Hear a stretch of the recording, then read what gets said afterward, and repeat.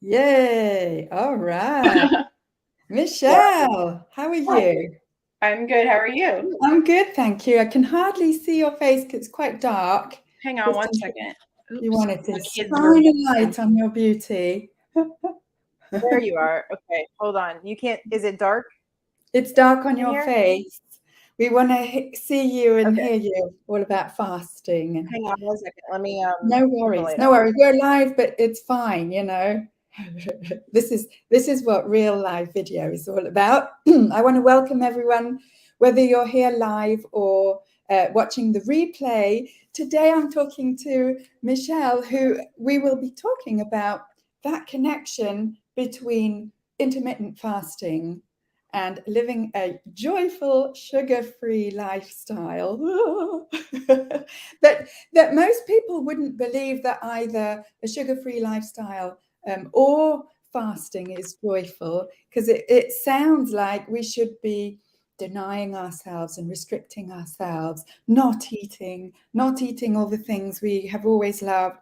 And it's actually the opposite. So that's what we're going to be talking about today. Michelle, can you hear me all right? I can hear you perfectly, Netta. Thank you for having me on today. You're very welcome. Michelle, tell us a little bit about yourself and how you discovered intermittent fasting. Good morning, everyone. I'm Michelle Montone. I have a podcast called Fast and Fabulous currently, and I came to discover intermittent fasting in January of 2020. And it started there, and I started really slow. I was a sugar addict, and that's, just part of my background and part of me, and something I still currently um, deal with. However, intermittent fasting started January 24th, 2020, by reading Delay Don't Deny by Jen Stevens. And that kind of started the wheel for me. And the wheel has been turning ever since. And I really just keep discovering new things all the time. Yeah, amazing, amazing. Jen Stevens has been on my podcast. You've been on hers as well, have you? Not yet, not yet. To be honest, I'm very nervous to go on with Jin. I would love to talk to Jin, She's but lovely. I know I that's what I hear. She's just such a pleasure to talk to. So Yeah, I yeah. would I love to. mean, she's just so down to earth. Yes.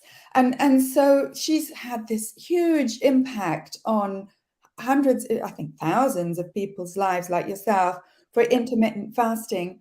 And I just want to come back to, I just want to mention to people watching, you can write your questions, your comments in the chat, and then we'll answer any questions that you have as we go along. We'll try and keep it relatively short, around half an hour, but really there's no actual time frame, we'll just be there as long as you need us to be there. Michelle, I heard you mention that you were a sugar addict. That word is loaded with meaning. What makes you think you are a sugar addict?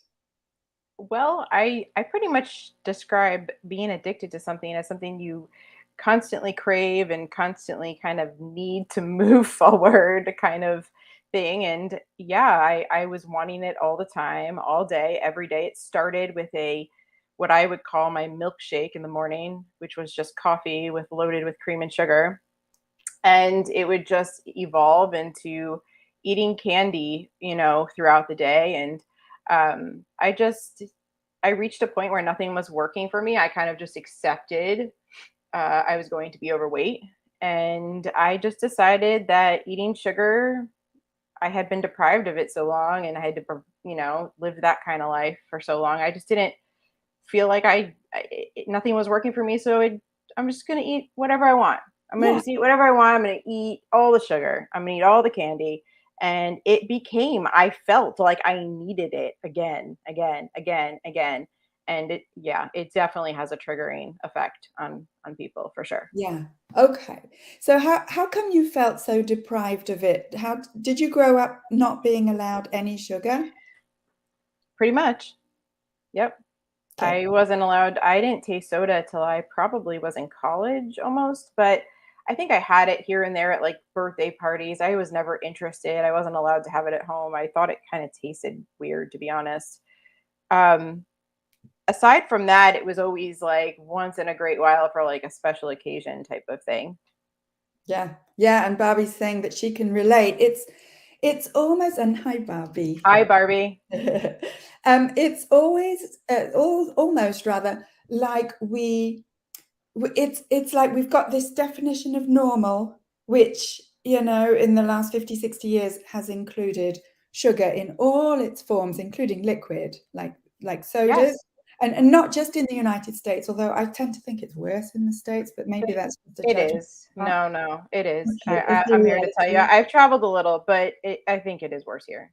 I think it is. Well, it's like if we've got this definition of reality and normality, and if we don't fit into that, and if we don't eat and drink all the sugar, then we're feeling deprived. And that's quite a recent phenomenon. In other words, all those sugary sodas and all those sugary foods weren't around. I don't think we have to go back to paleo times. They weren't around in my grandparents' time, quite frankly. Right, Um, Pre-war, because my grandparents were in London, in England, so right. that's why I say pre-war. But I mean, it's like it was normal in those days for those things, for those sugary foods and drinks not to exist. So it wasn't like they were depriving themselves of anything. They just didn't exist. Whereas today, we look back just 20, 30 years ago, when you were a kid, a bit slightly longer Yeah, ago for me, and it's like, well, I didn't have those things, therefore I was deprived. And I think yeah. that comes from that paradigm, that outlook of, well, soda is a normal part of growing up, and not having soda is therefore a deprivation. Does that make sense? Totally, totally. My mom never had it in the house. Um, Whenever I got it, it was an outside source. So, like I said, birthday parties, outside events. My grandparents would sneak us stuff when we would go there on weekends to visit, and it was always this big deal. Like I got Fruity Pebbles cereal, and now I look at that kind of stuff and I think gross. I don't know. That's it, whatever. But when I was a child, I really wanted to taste it. I wanted to taste the rainbow, and Yeah. I feel like if maybe they had it a little bit earlier, and I'm not saying feed your kids tons of sugar, don't do that. But at the same time, like give them a taste. So this way, when they don't grow up, they're constantly craving it. And it becomes this addiction Yeah. process, that in this addiction phenomenon that we've been seeing over and over again, just it's hard to break it. Absolutely. And it's like, I think it's just as bad to make our kids feel like they're deprived for, in this case, sugar, which we know intellectually it's not a deprivation. I think most parents are well intentioned, only want the Yeah. best for their kids. And I found with my own child, for example, because I stopped sugar 7 years ago. She was 7. So half of her life, she's had a sugar-free mom. Wow. And yet, none of those years have I ever told her, you're not allowed any sugar at Yeah. all. Because I think that it actually creates the opposite effect, where, as you described for yourself, well-meaning parents will want to cut sugar completely. And that's not the problem. The Right. sugar isn't the problem. It's the approach of, being too exaggerated, especially in our world, our sugar-filled world today. So if at home it's not allowed, and there's this Right. sort of message of it's bad and therefore you're bad for eating it, and then they go off. The thing is, the kid will go off to friends' houses, grandparents' house, general society, Hmm. and all they'll want to do is have the forbidden thing. And we've created that Yeah. situation. I mean, I went on to college, and that's it's normal to gain weight in college, but I instead of gaining the 10 to 15 pounds a normal college student does, I gained about 50, 45, 50 pounds. I don't know. Yeah, So yeah, I just went out and I ate. I was like, oh, it was like Christmas morning every day. I could have whatever I wanted. yeah, yeah. And your parents, were very well intentioned, not wanting to give you too much sugar or any sugars as you were younger. Yeah. And this is the result that it had on you. Yeah. It Not had a saying, good, they were definitely well intentioned. of I course, think I yeah, think that was goes without. the times. Definitely, definitely. So how did you find that your, I'm going to put it in air quotes, addiction, because it's a loaded word, but how did you find that your addiction to sugar affected your relationship to food first, and then your kind of vision of what fasting was? So before I started fasting and I was super addicted to, I would say, just sugar in general, I found that my cravings were more of ultra processed food. Okay. Um, Fast food, McDonald's, Chick-fil-A, all that stuff. And, I have nothing against once in a while I'll have fast food, but I can tell you now, after 28 months of living a intermittent fasting and very low sugar lifestyle, I can tell you I don't crave that stuff barely at all. I don't want it. I crave different things now. Yeah, yeah. Yeah. But you still have this kind of feeling of craving, but just for other foods? I crave like good foods though. I want like avocado all the time. It's like I crave sauerkraut and weird stuff, but I give myself treats once in a while, and So how, I how don't come mind. how come avocados and sauerkraut are not treats for you? How's that? They can be. I feel every single time I make an awesome, avocado smash with tons of good stuff in it, I feel really amazing, and I'm like, this looks like a treat to me. You're Right, right. So why have we normalized sugar being a treat? right, Because we discussed this before, other things can be treats, like an amazing avocado, like we talked, or just anything, really. Anything that brings you so much joy can be a treat. absolutely. Yes, totally. And that's, I think, that the heart of the matter that you've put your finger on there is that we assume collectively that treat equals sweet, and it Yeah. rhymes.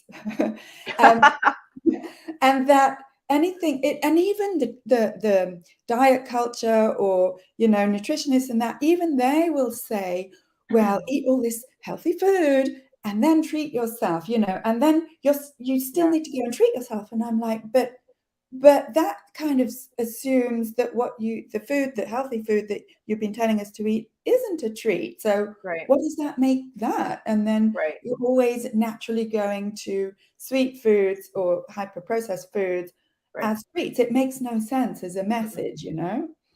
And Barbie's saying, asking you, Michelle, were you low sugar? I think, Michelle, were you low sugar when you first started fasting, or did that come later? Great question. I don't know about for you, Netta, but for myself, low sugar came well after I was adjusted to fasting. I would say, gosh, a for me personally, I had about 50 pounds to shed. I tapped into my fat stores about and adjusted, I don't know, like maybe about 8 weeks in, 8 weeks. Yeah, 8 weeks And is not and very then it long. started, and it was evolutionary, really. I kept eating. I kept referring to different foods in Jen Stevens' Delay Don't Deny original support group I was in as being bad in these posts, and these posts would get denied, and at first I would get a little scruffed off, and then I would be like, I think about it, and I'd be like, they're right, that's not bad. Why is that bad? Yeah, And I changed my thought process around it. In the meantime, yeah, my body's switching from burning sugar to burning fat stores. So your body is now in a different spot, and so you're starting to crave those different things. And so it's a natural for me, and I know for a lot of people who do fasting, it's a natural evolution, yeah, and it happens at different times for everybody. But I would say, like, yeah, it yeah, definitely after fasting for yeah, sure. yeah. Because for me, it was the other way round. In other words, I didn't even know fasting existed. I'd never heard of the term intermittent fasting. When I first stopped sugar in 2015, and I did it for my digestion, to try and help my digestion. And I didn't even know that cutting sugar would do anything to my weight. I didn't have that much to lose, but I Mhm. never would have imagined any kind of connection. It was just, I was just desperate to do something for my weight, for my digestion, sorry. And funnily enough, after several weeks or even several months, I would say, of being sugar free, is when I realized intuitively I was just not getting hungry as often. Right. And so intermittent fasting for me came along just completely naturally from appetite correction, which I didn't know that theory either. Just coming from not eating foods that were going to stimulate my hunger because they were stimulating my ghrelin, because they were stimulating my insulin, but I didn't know any of it. Vicious cycle. Yeah, I Yeah. did, but I just didn't know it. It was all, I was completely in the dark. I only read up on it, started reading dozens of books after, but my story is kind of the opposite of most people who started fasting and then realized, oh, wait a minute, sugar's getting in the way. Right. Yeah. So I think, Barbie, your question, did it make fasting easier, the cutting sugar? I think it's a resounding yes, isn't it? 100% yes. Yeah. Yeah. Fasting, if anything, I always tell you, every single person, that if you couldn't hear your body before, after you've been fasting for and your body adjusts, you can totally hear it after. So yes, sugar is definitely, it's more, you could feel it, after fasting, most definitely. Yeah. Claire, I feel like I'm treating myself with healthy food. That's awesome, Claire, because healthy food is a treat. And like Netta said, you should be in that mindset, because eating a healthy, nutritious, just so satisfying and satiating meal should be considered a treat. Absolutely. 1000%. I agree. Yes, and and bravo to you, Claire. Yes. It's all to do with how we see things, and it's not only how we see things, but it's actually, I found that um, how I see treats, how I see healthy food for me, and how I see not eating through intermittent fasting is actually the complete opposite of the messages I received all my life about what healthy is. So, I was always told, you can tell me, Michelle, and people watching, if Mhm. it was the same for you, but I was always told that, sweet things, desserts, were treats, and I believed it, and they certainly were for me. So now, when I don't even like sweet tastes anymore, it's like, well, where are the treats? Where did they go? And I was always told, or I'd always understood that if I was going to eat, a healthy meal, and that apparently was salad or something, which Salad. which I Yeah. don't like. I don't even eat Vegetables with, like, fish or salad. something, Yes, Yeah. there was like this particular list of what healthy food Mhm. was, and so it was like, but I don't like that. It doesn't fill me up. It's just a Mhm. load of leaves. And so for me, healthy food is one big steak. Not only steak, but I don't digest vegetables and salad that well, so it's It not looks different for every single person, and I think that's important to exactly, understand. exactly. Because what your healthy meal looks like, and I'm not saying healthy food isn't steak per se. It help, that's a lot of protein. It's great food for you. However, and it's real food. But for me, I just can't digest, I'm not a meat eater. I just Yeah, don't. I like chicken. I will eat it sometimes, but I prefer just like a mostly pescatarian, fish based, seafood based diet. Everybody's different. exactly. Some people just enjoy vegan, Right. or whatever, vegetarian, keto, paleo, what you name What it. Yeah, absolutely. And that was my sticking point with this kind of one size fits all description of what healthy food is. And then what weird food is, you were saying with sauerkraut and but I mean, I don't see why fermented foods should be seen as weird. They're not very popular because they're not well known, but how come hot dog sausages are not weird, but sauerkraut is weird? Like, who decides what's weird or not, and who decides what's normal or not, and who decides what's healthy or not? I mean, there's a whole wide range of real foods. That's the bottom line. Whether you're, a meat eater or vegetarian or vegan or whatever, bottom line is all of these food patterns or food habits, they're all about real whole foods. Yes, 100%. Yeah. And And so, that's the focus, I think, is that we need to switch the conversation to what like compartmentalizing food groups. Oh, you're a vegetarian. I love the vegetarian way of eating. I did it for a couple years. It was a beautiful way to feel. yeah, And it was just a lot of it was amazing. So I've tried it, and congratulations. I I celebrate every way of eating.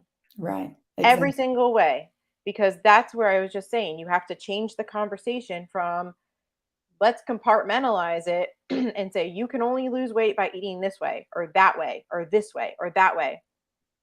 Well, what feels good to you? Yeah. What Yeah. does And then, your body like? right. And then seeing food or the way that we eat of being something that you do to lose weight, that also I find has had disastrous consequences on our relationship with food. Because most of us grew up seeing food as like the enemy, and that anything you eat will make you put on weight, and then you have to eat a certain way to lose weight. And it's all about weight loss or, not gaining weight. And it's for me, it created a completely unhealthy relationship with food Same. and with myself. And Yep. only when I managed to let go of that by, firstly, by educating myself about how weight gain happens and then how weight loss happens biologically. And I Right. realized we're all different, but there are common denominators. And when I found the information, especially from Jason Fung and from Jen Stevens, Mhm. about how insulin is involved, how what you eat, whether it stimulates the insulin or not, that is like the biggest factor that determines Mhm. weight gain or weight loss. It's all That about changes insulin. everything. Yeah. Yep. Yeah. That's it. That's it. That's the golden ticket right there. And I think if we can change the conversation to, you know, talking about sugar in a different way, talking about treats, like you said, in a different way, we can change the narrative and we can change how our kids approach their diets.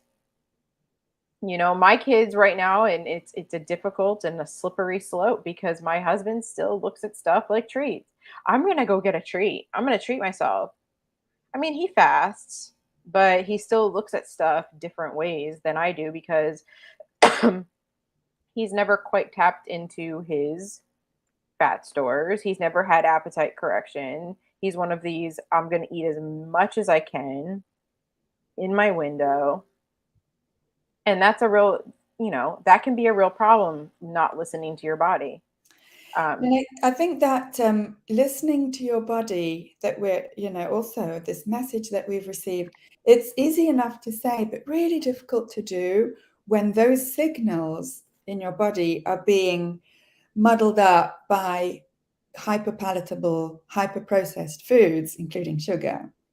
And so a lot of people say to me, well, I do listen to my body, and my body is saying, I want a cookie. well, that's okay sometimes. And that's what I tell people. I mean, as long as you're not eating the whole box of cookies in the dark, like that's when we have a problem. And again, yeah, the majority of people that come to me say, well, that's the thing with cookies. I cannot just eat one. I do eat the whole box in the dark at midnight, and Hmm. it's causing them a lot of distress. Hmm. And so, I'm not there to say, well, moderate, because it's not up to me to decide whether you can moderate or whether you're an abstainer. But it's like the problem with these types of foods that contain sugar and very often flour as well is that they are designed so that you can't just eat one. Yep. And so telling someone, oh, well, it's fine to eat some as long as you only eat one or two, is like setting them up for failure, in my opinion. It absolutely can be. It absolutely can be. Especially when we bring that addiction term. So with intermittent fasting, I found that because I was right there, I couldn't eat just one. I would eat the whole box. Of course. Why can I eat just one now? Because I know how I'm going to feel in 3 hours afterwards. It's not going to feel nice. And that's the difference. Through intermittent fasting, I know that I can have just one. Now, Am I the same as somebody else? No, absolutely not. For me, delaying the processed sugar throughout my weight loss experience, I would delay it different times and different points of my journey. And that helped me release the addiction to the sugar. And it was easier for me to just have one or say, nah, I don't really want that. I know that's not going to be good for me. And I know I'm not going to feel good from that. Yeah, It yeah, was how I feel after. right. And that kind of impulse control, if you will, of being able to, at that moment, think, yes, but I know from hundreds and hundreds of different experiences, I know that I'm going to feel crappy after I've eaten it. Yeah, Therefore, I'm not going to put myself in that position. right. That, Michelle, you have mastered something that most people have not yet, or don't even imagine can be mastered. How did you It's do it? hard. It's hard. And I 100% say it's from intermittent fasting. Clean intermittent fasting. There is no doubt in my mind because I did not have that type of control before. Yeah, Not yeah, at all. right, right. And for me, it's been the same for the last 7 years, of not being bothered by this kind of should I, shouldn't I, how much, how little, oh, I shouldn't have, this guilt, this shame. And that is all off the table because sugar's off the table. For me personally, Mhm. I don't even have to moderate because I don't want it. You don't crave it at all. No. And for you, in that is amazing. Like I applaud you.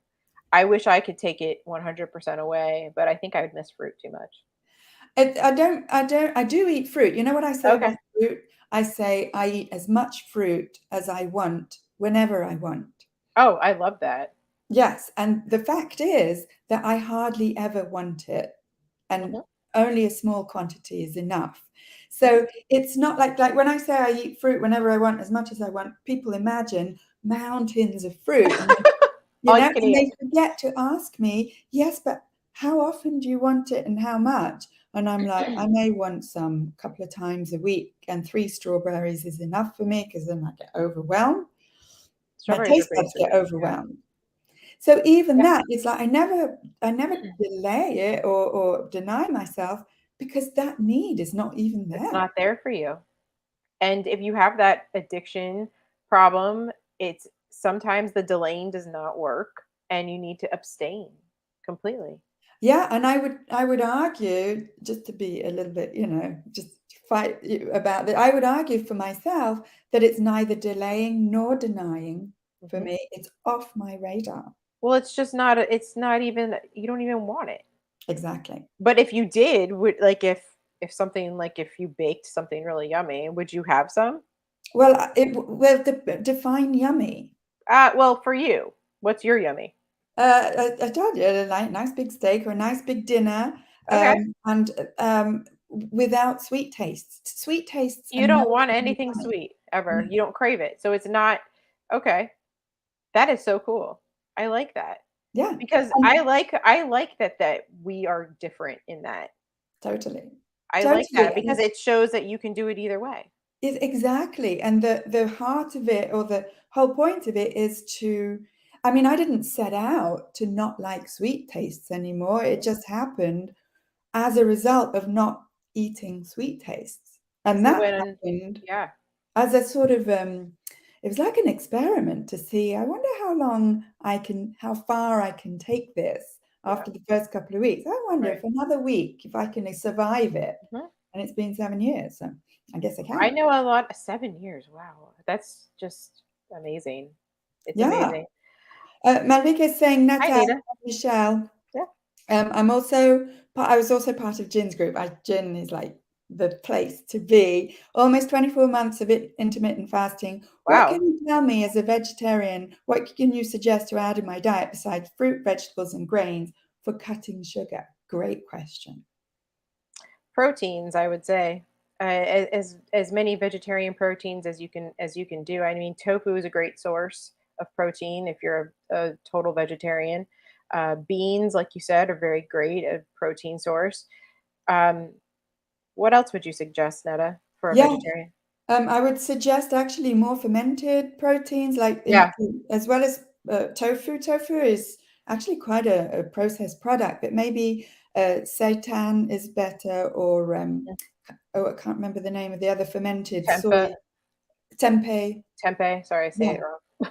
yeah. I like Um, it. and for beans, I don't know what your digestion is like for beans and pulses, but I can't digest them very easily, and I have to soak them and sprout them sometimes. So that might be something, but definitely that, I'm not pro meat-based proteins. I'm not pro or against anything, but the fact is, for human digestion and the human biology, meat-based proteins are the most bioavailable type of proteins. In other words, that's what the body will absorb, the protein there, that's what the body will absorb the most, the highest percentage of the protein.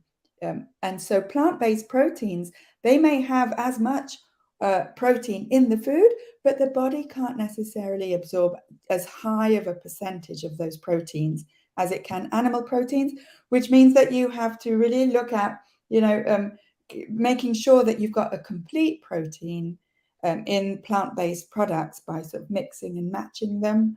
It's not so much getting enough as well, it is getting enough, but also getting the right kind of combination so that you've got And all I the think the quality too, because there's a lot of stuff out there that has turned vegetarian now, the impossible burger, this burger, that burger.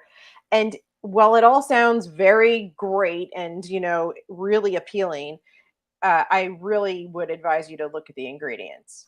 definitely. Yeah. Soaking the beans is a good idea. Yeah. So my biggest soaking beans, you got it. Definitely. Whether or not you've got digestive issues, soaking them just takes away the lectins and or reduces them and makes them the Right. nutrients more bioavailable for the Mhm. body for sure. And yeah, Michelle, I'm totally with you. All those highly, highly processed plant-based products, I can't even grace them with the word food. I Yeah. don't know. I looked at them a little bit because I try to stay away from meat, and Yeah. they're just I can't get on board. Yeah. What is Totally. a hi Eloisa? What is a recommended fasting schedule to start with? I always tell people to start slow and to start with something you can achieve. For me personally, I started really low. I mean, I was a midnight eater. So I started with a 14-10, 14 hours fasted, 10-hour eating window. I easily achieved it. It was much easier than I ever even dreamed it could be.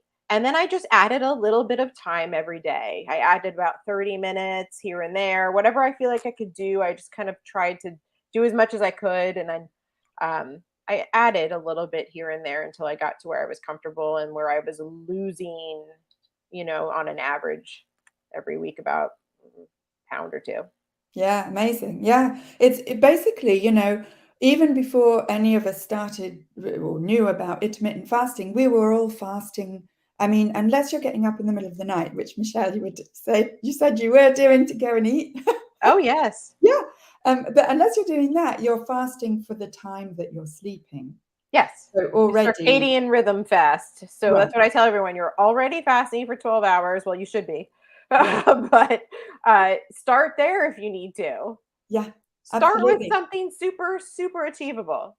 And what I would add is that when you break your fast, whenever that is, whether it's breakfast in the sense of early in the morning, but Mhm, breakfast just means break your fast. So the mhm. first kind of meal or things that you eat or consume after your fast, or to break your fast, I would suggest to make it savory Mhm. rather than have any kind of sweet taste in it, so that you don't have that insulin production Make it a that low insulin, right.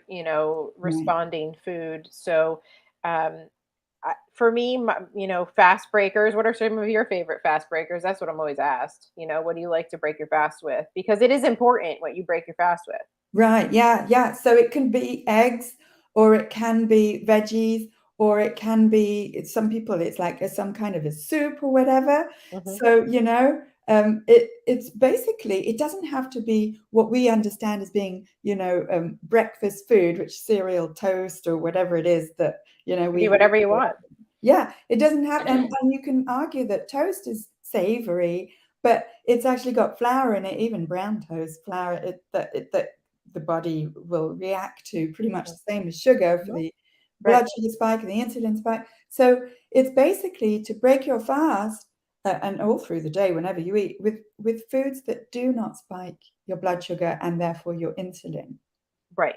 Yeah. Absolutely. So It's, basically, proteins and good fats, unprocessed proteins and fats, yeah. primarily, but also whole sources of carbs as well, like beans and pulses, right?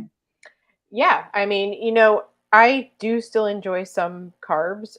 I don't, I'm not a, I'm a low, I would say I'm low carb, not no carb. Um, I always look at the ingredients at bread because there's so much crap thrown into bread. Even the ones that are called healthy aren't really healthy. So I would definitely look at that if you're just doing low carb. But sprouted grain toast is something I really like. I the glycemic response to that is much lower than your average and normal bread.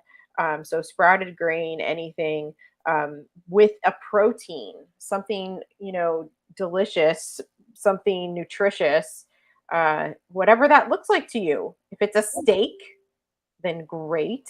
If it is an avocado, then great. Oh, thank you. I'm so glad I'm helping you, and Ned is helping you. This is awesome. So what other things do I like yogurt to break with nuts, and I do like some berries on it sometimes. Yeah, Um, Something that makes you filled up. When I was in weight loss mode, I have to say, I mean, I know that sometimes we look at this a little bit like diet mentality. I don't really see it that way because it's just what I liked. It's what my body wanted and what I was responding to the best. And even though it was on the sweeter side of things, palate wise, it had so much protein. Is that I make a protein shake with, you know, a protein powder that's just a vegan plant based, powder. But I also put collagen in it, nuts, spinach, uh, avocado sometimes, berries. I tend to stay away from dairy now by choice. Almond milk, unsweetened almond milk. I don't like that sweetened stuff. I try to keep it as low sugar, and then there's no sugar or fake sugar in the protein powder I use. I use a very organic, good. Definitely look at your ingredients. Always read your ingredients. But that's what my body wanted. And yeah, it kept me full for like, the 4 hours I kept my window open. And then I had my meal, and that was that. I didn't crave any more sweets for the day, usually. Depend on my hormones, time of month. We all yeah. know about that. Well, But it's amazing because it's just amazing to see how different we all are. And Claire, I'll get to your comment in a second, but it's like I personally don't drink my food, so all the smoothies and things like that just some people don't like that. yeah, I have nice teeth and I like to use Yeah. them to Yeah. chew. Yeah. And and I'm not saying that smoothies are not good. I'm just saying for me personally, food is something that I enjoy chewing, and protein is something that I enjoy in its sort of natural form. Not Everybody's different. I get a lot of backlash for the so smoothie cool. on Yeah. my in my group, and I don't fight it. I'm like, whatever works for you. Absolutely. And you have to try these things to know what does work for you. And I just wanted to show Claire's comment because I like your comment, Claire, about this whole complete protein thing for vegetarians. I agree. It's old information. I'm no, as you know, I'm no dietitian and never will be. For the fact that I don't actually care what people eat. I actually care how people feel and Right, helping them feel their best. So right. whatever, we say you pull the amino acids, use them to make plant proteins that are all the essential amino acids. I agree that we do not need to make sure that we eat this with this, what you're saying, rice and beans with each meal. I get that totally, That's totally. technically all true. However, how does it make you feel? Claire, I love that you found out that, being a vegetarian makes you feel great. And I think you should totally roll with that. And if being on a Paleolithic diet makes you feel great, you should totally roll with it. If you just want to eat whatever you want, I've actually seen people just still never change their diet and still lose weight. I don't know who they are. I mean, it's very strange. They must have, I call them unicorns, Yeah. because I did that for about the first month, but then it stopped, and I was like, oh. And then I started to change because I really just wanted to. It wasn't because I felt like I had to. I craved better foods. Right. Well, I tell you, Michelle, I ate sugar all my life and never really put on weight. So it's not the same for everybody. It's not, it's No, like, well, and I didn't drop sugar to get rid of weight. I didn't even know what effect it would have, but I felt so good. 100% of people feel better when they drop sugar to whatever degree. And that's what I'm passionate about, is helping. And so absolutely. you're right, helping people feel better, Feel which better. we get there. How are we going to get there? How are we going to Exactly. help you feel better? If it's Exactly. dropping sugar 100%. Oh, chia seed pudding. Oh, it's so good. That was going to be my other fast breaker I wanted to mention, especially for those people who find that fasting could be a little, it backs you up a little bit sometimes at first. Chia seed pudding is the best, and it is full of protein, nutrients. It makes you feel like absolutely just amazing after you break your fast with something like that. So yes, Yeah. chia seed pudding's amazing. Cool. Organic. Hey Sandra, Hi, organic Sandra. blueberries. Oh yeah, that is my favorite. That's one Lovely. of my favorite fast breakers. I like to put some nuts on it sometimes if you're into that type of thing for some extra added protein. Um, that's a wonderful way to break your fast. Yeah. And Sandra has learned with me. I don't know if you do it, Sandra, making your own yogurt, the mesophilic yogurt, the Millie Oh, yogurt. wow. And I tell you, it takes a total of 5 seconds to make. And you let it ferment at room temperature for 24 hours, and you've got your own organic yogurt. I make it with 10% organic cream. Oh my And gosh. you cannot buy that in the store. The yogurt that is A, as has so many live cultures, and B, tastes so wonderful. But I'll I have know to get that information from you because I'm intrigued. Sandra's going to try the Definitely chia try pudding. it. Yeah, and I know, Sandra, you haven't tried it yet, but you have my recipe. I know you do. It's like it's when I tell people that I make my own yogurt, they're like, "Oh, I don't have time," or "Oh, I don't have a yogurt maker." And I'm like, "I don't have time, and I don't have a yogurt maker either." And you don't need either. Just It's saying. all about, where you put your priorities and what you want to do because a lot of these things are really simple. And Absolutely. Absolutely. And Claire, you're saying, I'm just going to show you. So yes, Claire, I agree. Eat what makes you feel good. 100%. I was a meat eater until 2 years ago. Now I eat a vegetarian diet with some fish, very low sugar, and I love this way of eating. I don't crave sweet foods. Wonderful. It's that's wonderful. amazing. I'm Yeah. so proud of you, Claire, because I feel the same way. I prefer mostly fish. I have some chicken sometimes, but I really just feel my best when I'm just eating mostly veggies, fish. That's fantastic. Yeah. Yeah, it's like, and it's like no one can argue with how you feel. No, it's you. It's all you. Yeah. Yeah. And Somebody threw a fit in my group the other day about orange juice. I'm like orange juice is this terrible thing. Well, personally, I don't like orange juice, but if you like orange juice, that's great. whatever. Does it And make you feel good? yeah, Awesome. even with sugar, I tell people, you want to eat sugar? Go ahead and eat sugar. I'm not going to tell you not to eat it. But the fact is, if you're coming to see me and by telling me that sugar makes you feel like crap, then I'm going to say, well, let's see how we Yes, can you're gonna of bring that. course recommend to not Yeah, eat. let's see if we can bring that crappy feeling down. But if you then say, but I want to eat sugar, well, go ahead. What can I tell you? Well, that's the thing is like it's I don't have any. Oh, coconut milk. I love coconut milk. That is one of my favorite dairy free choices that I've kind of discovered in the past year or so, and I've definitely made it with for chia seed pudding before, and it's absolutely wonderful. So Yeah. that Yeah. is a definite awesome choice. Also, oat milk is something I discovered recently, that I really enjoy. That it's not so sweet, but it is very thick. So be prepared for the thickness. But I like it. I think it's great, especially in coffee. Yeah, and I'll have a special guest on my Life After Sugar podcast in a few weeks' time, who is Donna Schwenk, who is very well known for her website about fermented foods.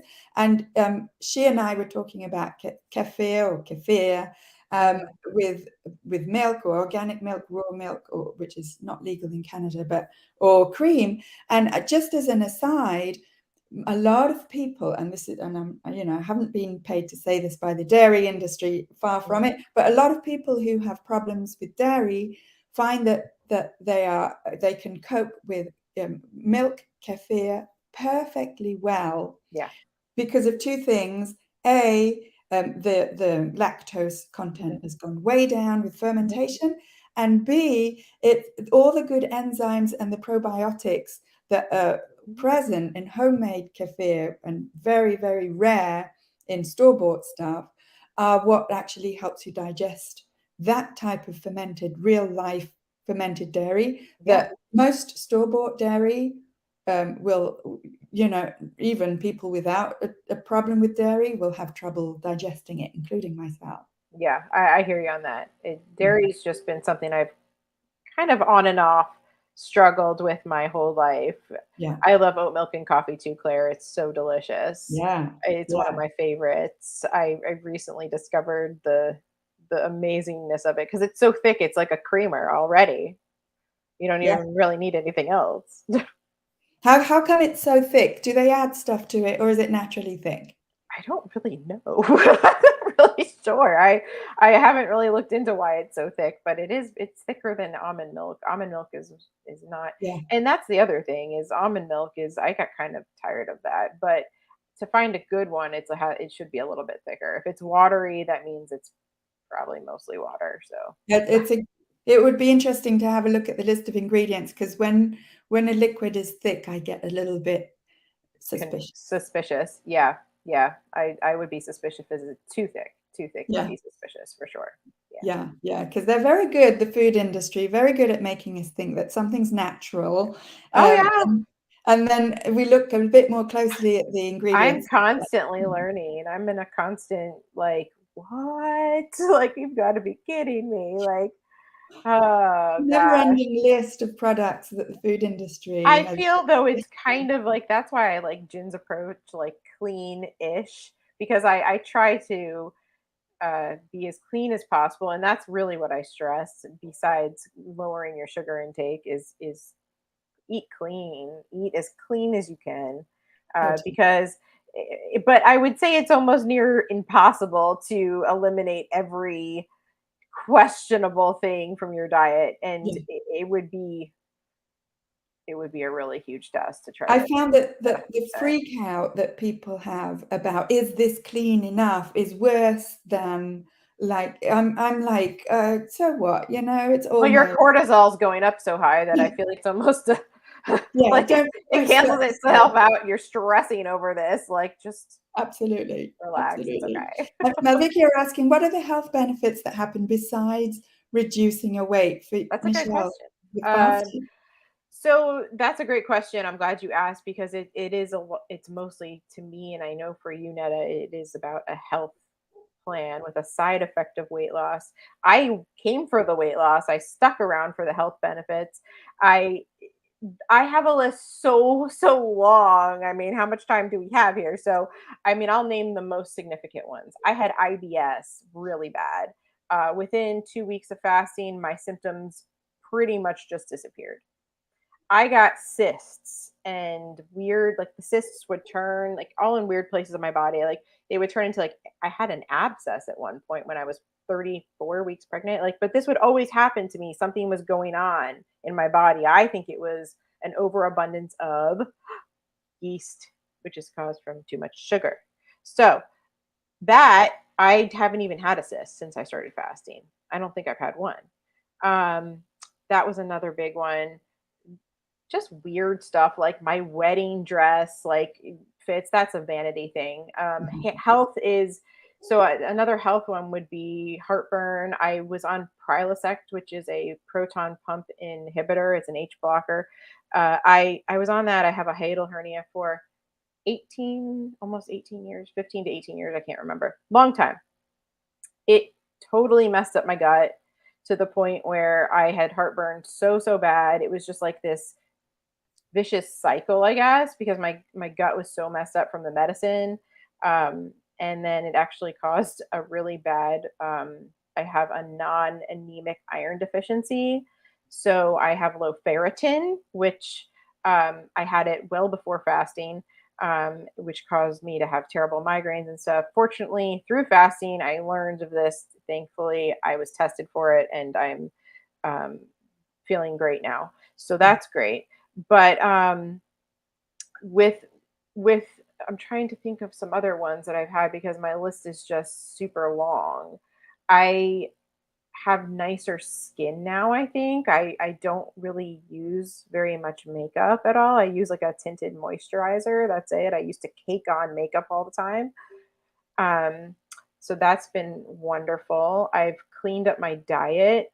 That's been wonderful. My kids see me with more energy. They see me happier. I'm more confident. Um, you know, I had some health issues that wasn't anything awful, but it was going there. I had the IBS was probably the worst thing. The Yeah. migraines were bringing me down. I had probably like 15, 20 migraine days a month. I Oh, just constantly had a migraine. So the actually my migraines went away and I thought fasting, I was like, I'm healed, great. But then I found out I had low ferritin because they came back.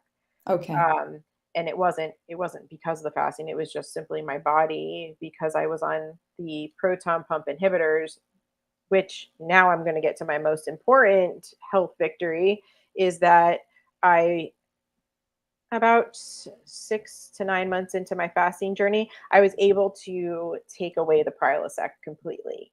Amazing. Yeah. And that was like one of those victories. I was over here just like crying because I thought I was on it for life.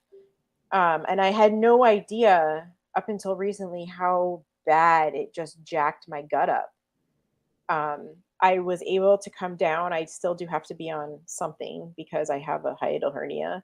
Unfortunately, I'm down to, you know, reduce inflammation. Yes, 100%. That's another thing I want. Thank you, Sandra, because you brought me to an increased mental clarity. Yes, no more brain fog. Definitely, definitely. That was definitely some stuff that I experienced as well. That's wonderful. Yeah, amazing. Yeah, it's yeah, and for me too, it's amazing. That It all is. the benefits that you wouldn't think, because again, I come back to our definition of normal, and we just I used to think it's normal to put on weight as you get older, to get more tired as you get older, to have more inflammation, more headaches, more this, more that as you get older. It's just normal. And I'm sorry, but I've just discovered a new definition of normal. I'm not sorry at all. Well, no, and you shouldn't be. I have to say, I was to so many doctors when I was at my highest weight and I was suffering, and not one, they did all these tests on me. Everybody's trying to figure out what's wrong with me. Not one said, what are you eating? Maybe we should try to change what you're eating. Maybe losing weight would help. Yeah, Not one.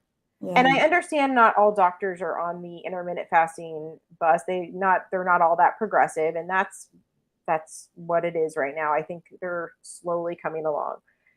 But not one mentioned weight. Not yeah, one.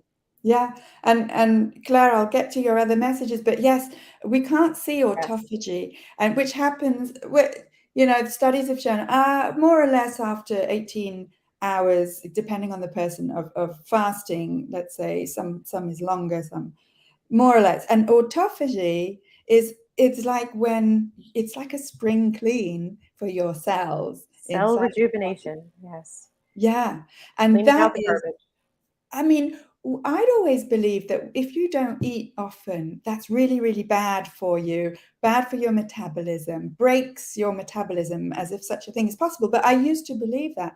Mm-hmm. Whereas the actual fact, the biological fact is the absolute opposite. Right. That as of more or less 18 hours of clean fasting, real clean fasting, Yes. that is when your body gets a chance to clean all the broken, the bad cells, and get to all these benefits that you've been talking about, right? Yeah, and where that leads ultimately is the body recomposition, because once you reach your goal weight, your body continues to change.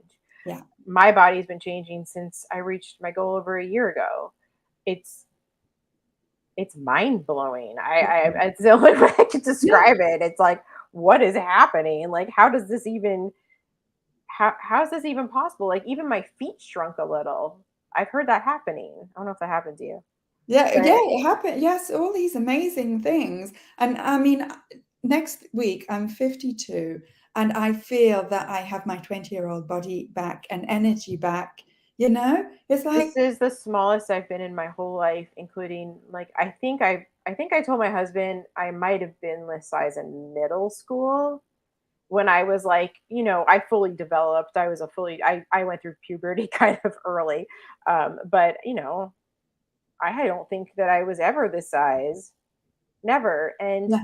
I'm I'm healthy. I'm still like at the if you look at this that silly BMI chart, which I can't stand, um, I'm still on the high end of that spectrum. Yeah, But I mean, I really that doesn't bother me at all. I yeah, find that it means kind of nothing. humorous. I'm like, okay, whatever.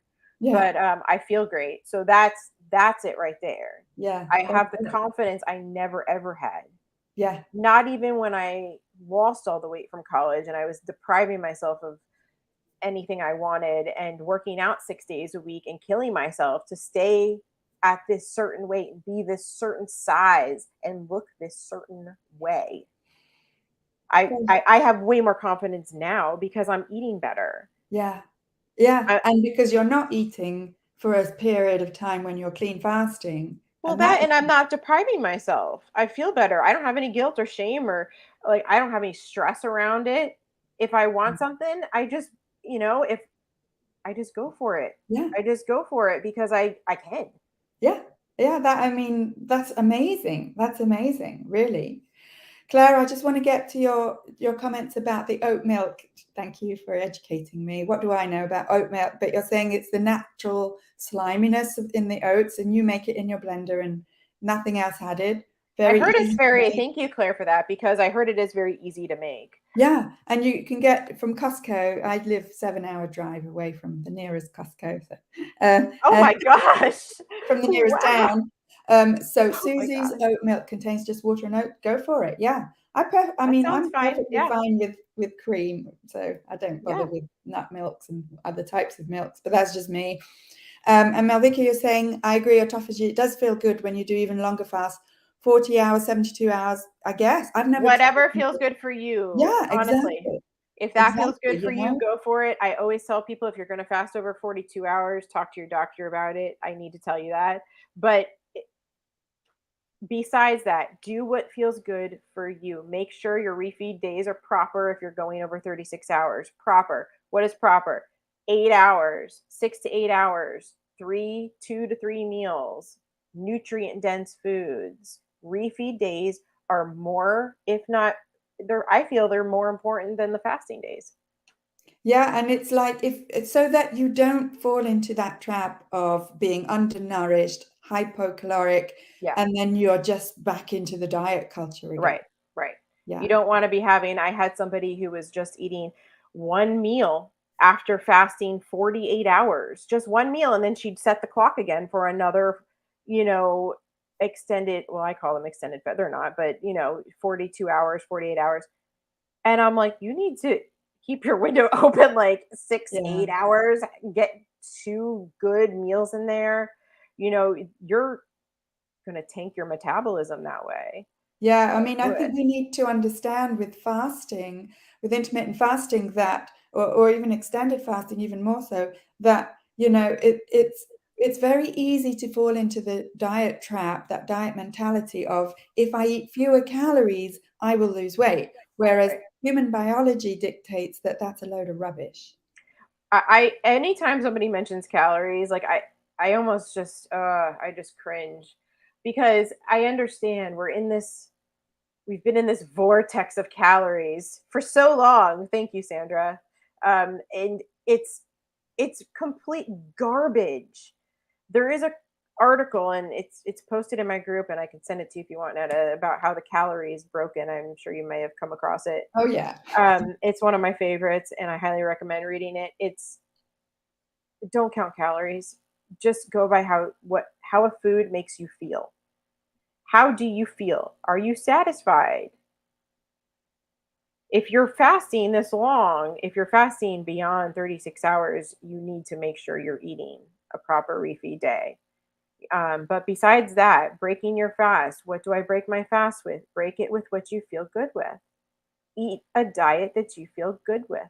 Yeah. Don't count calories. It's garbage. Yeah. It's a complete waste of time because it's not the number that counts, it's the source and what if first of all, just the way that they calculate calories or measure calories is necessarily outside of the body. So it doesn't Right. take into account how those calories make your body react, your blood sugar, your insulin and whatnot. We would have to be all a carbon copy of each other for it Exactly. to That's any of what it to make sense. Absolutely. So bottom line, because I want to wrap up the live now, but bottom line with this live is eat what makes you feel good.